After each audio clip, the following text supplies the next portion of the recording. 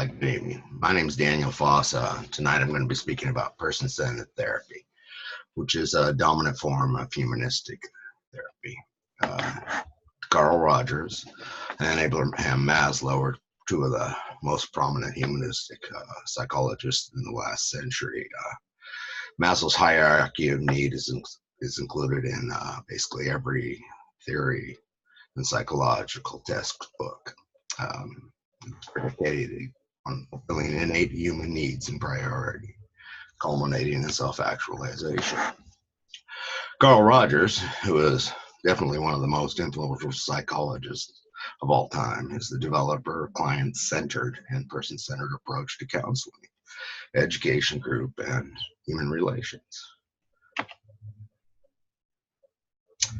What is healthy psychological development? It's a person who is ideally fully functioning, and they don't exist. Yet the characteristics of a fully functioning person are as this: openness to experience, having gained positive regard from significant others and positive self-regard. Fully functioning individuals are relatively free from defensiveness and threat. They're open to all experiences.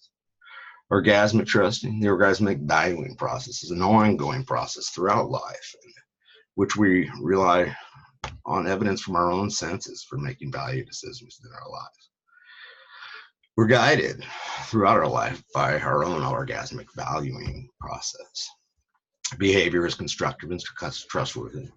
It is simple to trust a fully functioning person as their true positive nature emerges, belief in goodness in mankind.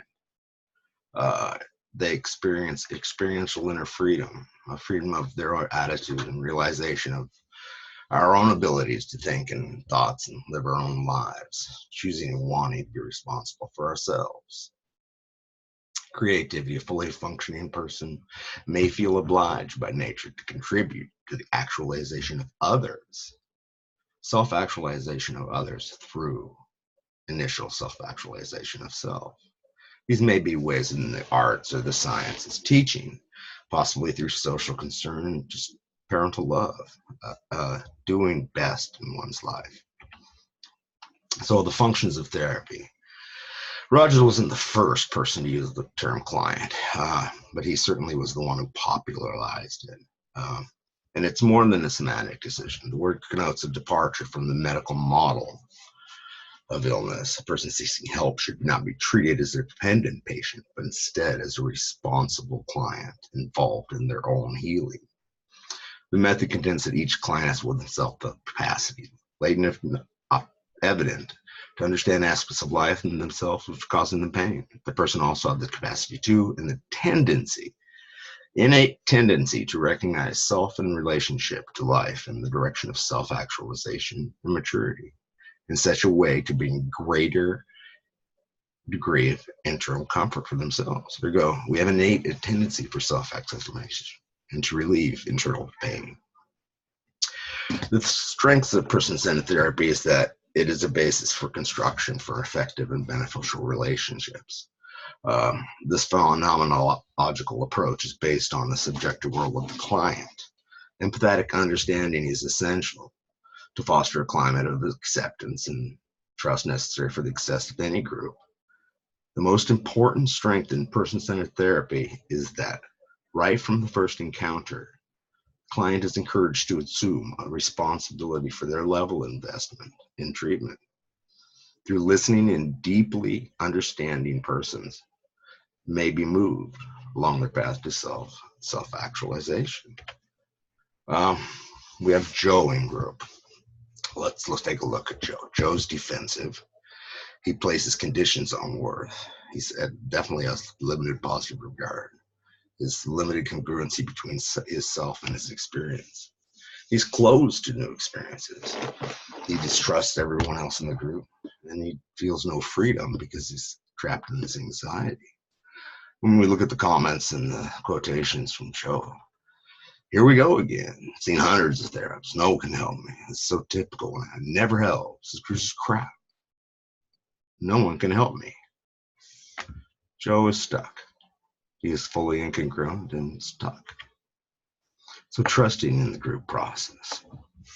Underlying all considerations of technique must be a consistent positive relationship between the therapist and the client. The process of the group and valuing process of the clients is the machine. Person-centered is criticized for containing a little structure in the group, relying heavily on interpersonal development and growth of empathy and understanding from all members. While this may be true, person-centered therapy does allow for integration of other expressive forms of therapy, whether it be the arts or other disciplines and other theories. But here it is. The therapist creates the machine of therapy, starts motion and keeps it operating at maximum effectiveness. And in group therapy, the role of the leader is empathy, building a climate of trust necessary for success of the group.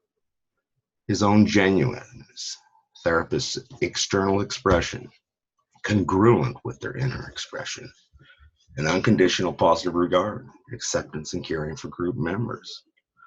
Modeling in a group, empathy, genuineness, unconditional positive regard is the position of the therapist. The therapist make contact first, psychological contact, or as Rogers called it, a relationship. The client's incongruence is explained in their unsuccessful attempts to cope with life's problems. The therapist will put away the facades and role-playing and opt for here and now of what the client is experiencing, becoming congruent with the client as a part of the group incongruence. Through unconditional positive regard, seeing each client as a separate entity, the counselor attaches no strings to the acceptance of the client.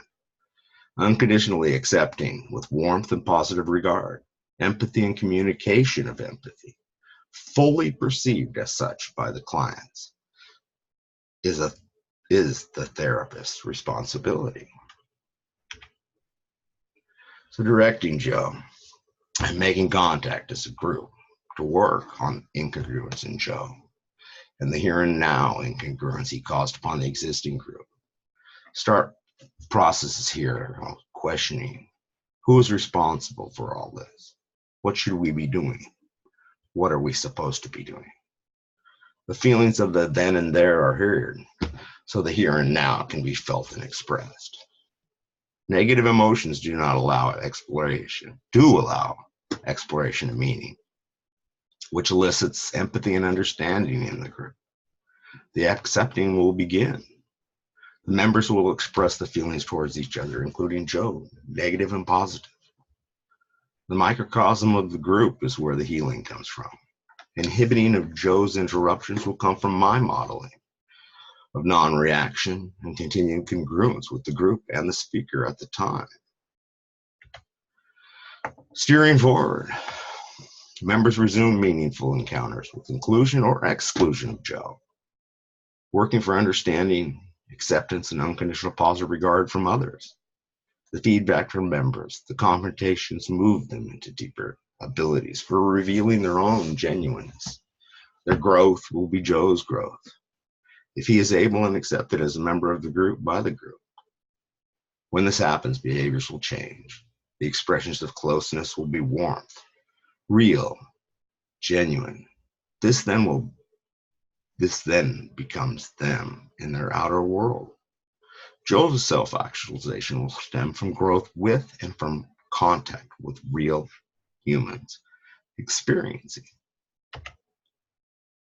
Person-centered for grief and loss. The essential role of the person-centered therapist is in the being, not doing. A role of a therapist is making the group, which would be critical, as this would be a grief and loss group, and potentially an extremely intimate group if planned well. This process group will be a positive growth group, with therapists organized initial congruence of experience. And the possibilities in this. Findings from persons who experience a great deal of death and grief, such as oncologists. Some research is indicating education and consulting trusted colleagues for support is the most effective. Organizing of persons with similar experiences for most effective support and interactions in grief and loss. The approach. Reflection with others about death, dying, and grieving, each in their own way. debriefing each other on ways to gain understanding and growth in self.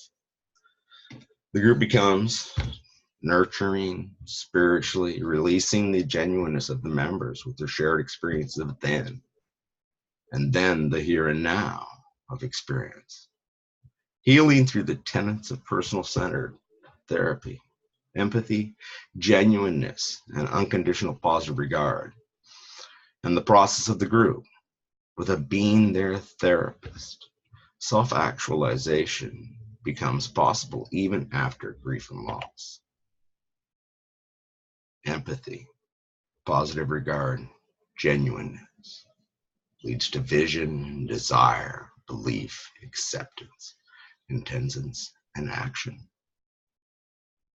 Thank you all for watching. References.